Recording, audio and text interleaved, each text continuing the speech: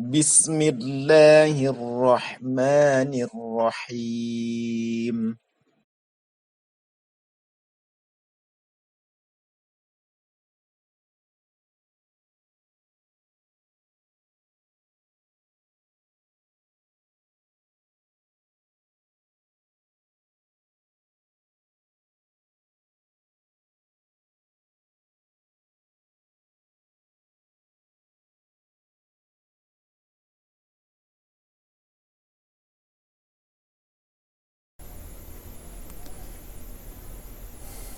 Bismillahirrahmanirrahim. Assalamualaikum warahmatullahi wabarakatuh. Alhamdulillahilladzi ja'ala al-lughata al-arabiyyata min ahsanil lughati fil alam wa ja'alaha min lughatil Qur'anil Karim. Wassalatu wassalamu ala sayyidinal mursalin nabiyyina wa habibina Muhammadin sallallahu alaihi wasallam min ahsani wa afsahil lisani kalaman. كيف حالكم أيها الطلبة البررة ندعوكم جميعا على صحة وعافية وستر تسهيلا لي وتفهيما لكم أنطق أمامكم بالمنطق الصريح باللغة الإندونيسية.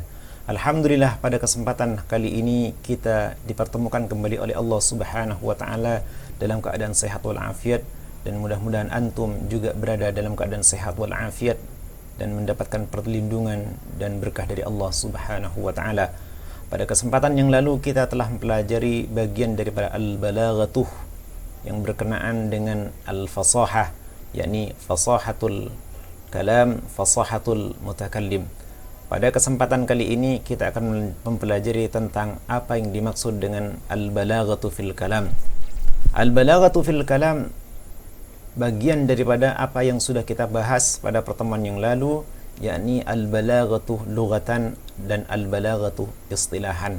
Silakan antum rujuk kembali daripada materi yang sudah kita bahas bersama. Pada kesempatan kali ini kita akan membahas tentang al-balaghatu fil kalam. Al-balagha fil kalam, penyampaian di dalam apa yang akan kita ucapkan atau apa yang akan kita bicarakan. Perhatikan kalimatnya. Al-balaghatu fil kalam, apa yang dimaksud dengan al-balaghatu fil kalam? Penyampaian di dalam kalam, dalam ucapan, hiya mutabaqatuhu li muqtadal hal, persesuaian untuk tuntutan keadaan, ma'a fasahati alfadhihi, berserta fasihnya lafat-lafatnya, mufraduha, baik dalam bentuk mufradnya, wa murakkabuha, dan bentuk murakkabnya. Kemudian wa ma hiyal muqtada, apa yang dimaksud dengan al-muqtada? Apa yang dimaksud dengan al-muqtada? Al-muqtada hiya al-i'tibarul munasib, ungkapan yang cocok, ungkapan yang sesuai, ay suratul makhsusatu, ataupun gambaran yang khusus, allati takunu 'alaiha al-ibaratu, yang terdapat dalam sebuah ungkapan. Ungkapan cocoknya itu apa? Itu yang disebut dengan al-muqtada. Seperti contoh, wa ma hiyal hal, apa yang dimaksud dengan hal? Hal hiyal maqam. Hiyal maqam itu adalah keadaan.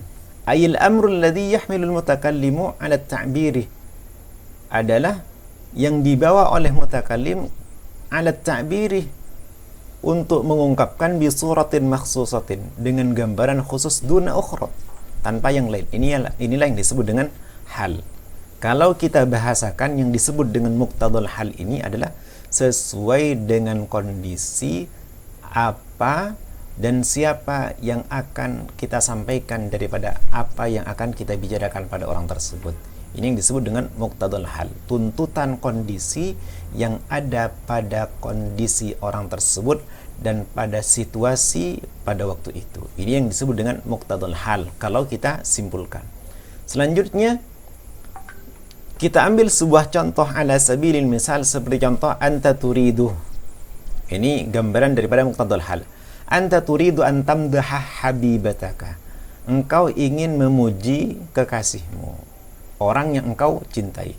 Fi jawabika, dalam jawaban ketika orang yang mencintaimu bertanya kepada dirimu.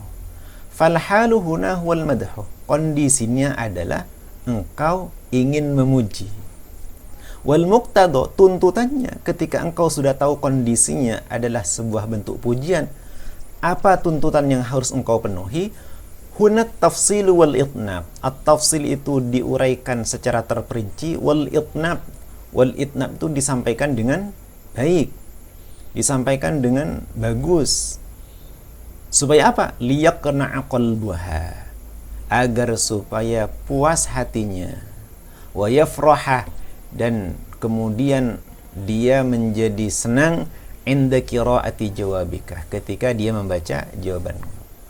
Maka tidak mungkin kemudian ketika orang memuji orang yang dicintainya, jawabannya hanya sederhana saja. Seperti contoh kita mengatakan kepada kekasih kita, apakah engkau mencintaiku? Ya. Tapi ada tambahan kalimat itu.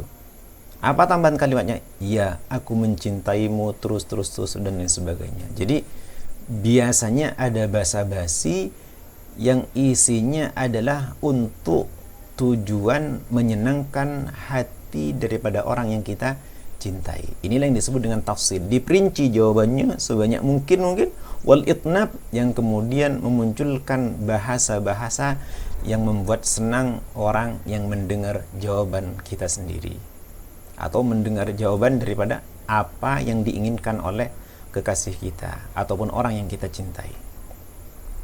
Kemudian contoh yang lain, wal misalul akhar, contoh yang lain, anta turidu an takhtuba amaman nas, engkau ingin berkhutbah di hadapan manusia, fin nahari, di siang hari, wa kanat hararatu syamsi tusribuhum, sedangkan terik panas matahari menerpa mereka. Falhaluhunna, kondisinya adalah yang harus kita fahami, al-hararatu syadidatu. Al-hararatu syadidatu ini adalah panas yang amat sangat menyengat. Kita tahu orang yang akan kita sampaikan khutbah kita, kondisinya adalah dalam kondisi panas. Wal muqtadha, tuntutannya apa yang harus kita sampaikan? Al-ikhtisar. Al-ikhtisar itu singkat, wal ijaz. Ijaz ini kalimatnya pendek tapi memiliki makna yang luas, tidak perlu diperpanjang. Tidak mungkin kemudian ketika orang menyampaikan sesuatu di hadapan orang sedangkan kondisinya tidak nyaman, baik itu dalam kondisi panas dan lain sebagainya, maka tidak perlu kita menyampaikan sesuatu dengan sebuah bahasa yang bertele-tele, tapi diungkapkan dengan ungkapan yang singkat, padat dan jelas. Maka disebut dengan al-ikhtisar wal ijaz. Tahu kondisinya, tahu apa kebutuhan yang ingin kita sampaikan kepada orang-orang tersebut. Ini yang disebut dengan muqtadal hal. Selanjutnya, al-balaghatu fil kalam, fil mutakallim. Penyampaian dalam orang yang berbicara. Apa yang dimaksudnya? Yang dimaksud dari al-balaghatu fil mutakallim, malakatun fin nafsih. Kemampuan yang ada pada diri seseorang, yaqtadiru biha sahibuha, yang orang tersebut mampu ala ta'lifi kalamin balighin, untuk menyusun kalam-kalam al-baligh yang sampai pada orang tersebut, mutabiqun li muqtadal hali, yang sesuai dengan kondisi daripada keadaannya, ma'a fasahatihi, bersamaan dengan apa yang ia sampaikan, kalimatnya fasih, fi ayyi ma'nan qasadahu, di dalam makna yang ia maksud. Jadi ada kemampuan untuk mengungkapkan sesuatu dengan susunan bahasa yang bagus dan indah dan disesuaikan dengan muqtadal hal, maka inilah yang disebut dengan al-balaghatu fil mutakallim. Selanjutnya, walan yahsula ila tilqal ghayati, dan tidak mungkin tercapai pada puncak tersebut, yakni pada puncak orang tersebut dinamai sebagai balaghatul mutakallim, illa man ahata bi asalibil arabi, kecuali orang yang menguasai gaya bahasa Arab, wa sunani takhatubihim, dan kebiasaan mereka bercakap-cakap, fi manafaratihim, di dalam manafaratihim, dalam keseharian mereka, wa mafakhiratihim, dan dalam bagaimana mereka itu memuji, wa madihihim, dan membanggakan, dalam mengungkapkan sebuah kebanggaan, dalam mengungkapkan sebuah pujian, mengungkapkan sebuah tanda terima kasih, mengucapkan sebuah permintaan maaf. Jadi apa yang terdapat pada orang-orang Arab itu kita bisa menguasainya dengan baik, maka kita akan mencapai apa yang dimaksud dengan balaghah fil mutakallim. Apakah dengan bahasa Indonesia kita juga bisa? Bisa. Kalau kita sudah bisa menguasai apa yang disebut dengan sastra itu sendiri. Sastra itu bisa menjadi bagian daripada kita disebut dengan al-balaghatu fil mutakallim. Maka lihatlah orang-orang yang berpuisi tersebut, ketika ia mengapresiasikan puisinya, ia mampu menyampaikan kata-kata tersebut dengan bahasa yang singkat dan orang terpesona dengan apa yang ia sampaikan. Ini yang disebut dengan al-balaghatu fil mutakallim. Kalau dalam bahasa Indonesia, kalau dalam bahasa Arab pun juga sama. Bahasa Arab pun juga sama. Ketika orang mengungkapkan, maka dia harus tahu bagaimana uslub-uslub atau gaya bahasa yang terdapat dalam. Selanjutnya, fakullu balighin kalaman au mutakalliman. Maka setiap orang yang menyampaikan, baik dari sisi konten kalimat yang disampaikannya, au mutakalliman atau pribadi orang yang menyampaikannya, fasihun, maka dia disebut dengan orang fasih. Jadi kalam atau mutakallim, konten daripada pembicaraannya ataupun orang yang berbicara, ketika pembicaranya itu sampai dengan baik kepada orang yang mendengarkannya, maka dia disebut dengan orang fasih. Walaysa kullu fasihin balighan. Akan tetapi tidaklah semua orang yang fasih tersebut apa yang diucapkannya adalah baligh. Baligh ini diterima dengan baik oleh orang yang mendengarkannya. Maka inilah yang disebut dengan al-balaghatu fil mutakallim. Maka inilah pembahasan kita pada pertemuan kali ini. Mudah-mudahan antum bisa memahaminya dengan baik. Insyaallah kita akan berlatih sedikit demi sedikit tentang praktek bagaimana memahami al-balaghah di dalam keseharian kita insyaallah. Sampai di sini pertemuan kita. Hadanallahu wa iyyakum ajmain. Kurang lebihnya mohon maaf. Kita tutup majelis kita dengan bacaan hamdalah.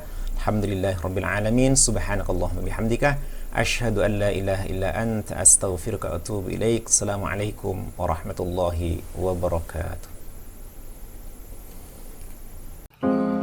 ربنا انفعنا بما علمتنا رب علمنا الذي ينفعنا رب فقهنا وفقه لنا وقراباتي لنا في ديننا يا الله يا ربي.